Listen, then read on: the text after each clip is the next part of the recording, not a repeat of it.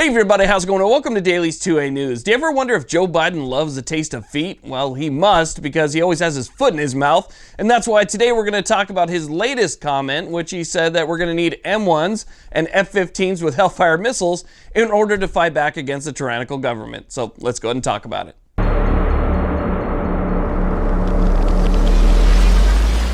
Okay, so let's go ahead and start off this video by listening to what Joe has to say this time. Then you guys can leave your comments down below and tell me what you think about what he said. I'm not against the Second Amendment. The Second Amendment says it's not absolute.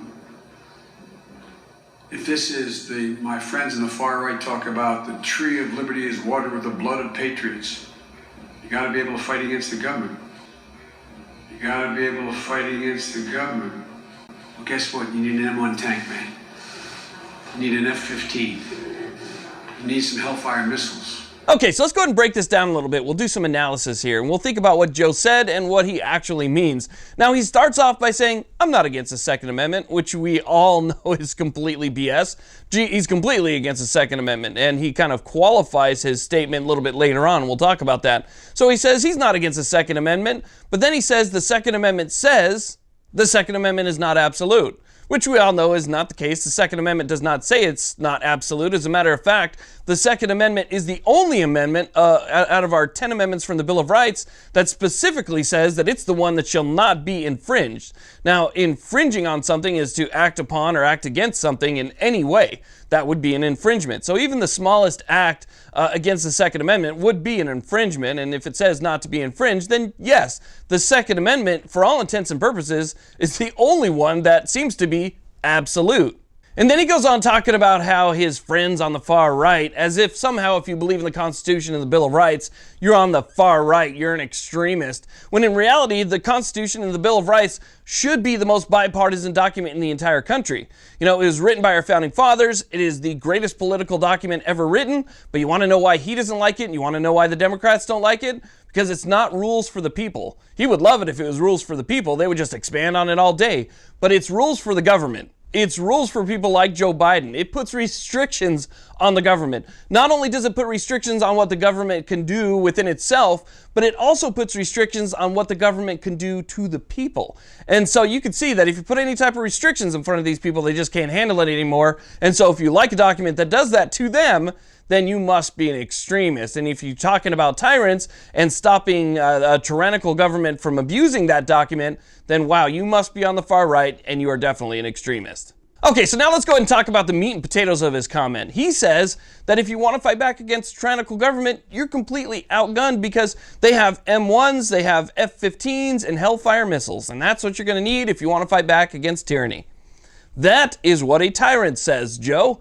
That is how tyrants talk. A tyrant looks at the people, which you're supposed to be one of. Let's not forget that. You know, the government is supposed to be, of the people, by the people, and for the people. You are comprised of citizens of this country. You are not above and beyond or better than citizens. You're just the citizens that we've elected to take care of certain day-to-day dealings and, keep our country safe. You're not above anybody else. That's not the way that things work. So when you talk about, to fight against the government or to fight against us, you're separating yourself from the people, showing already that you're a tyrant. And you're talking about doing this against the people of the United States.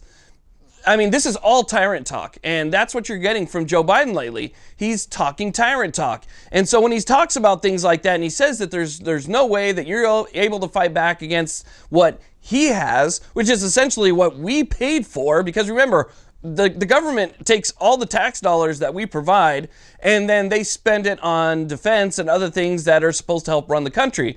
Well, they buy the F-15s. Those are essentially owned by the people, and the M1s and the Hellfires and everything else that Joe says, those are all essentially owned by the people because we paid for them already.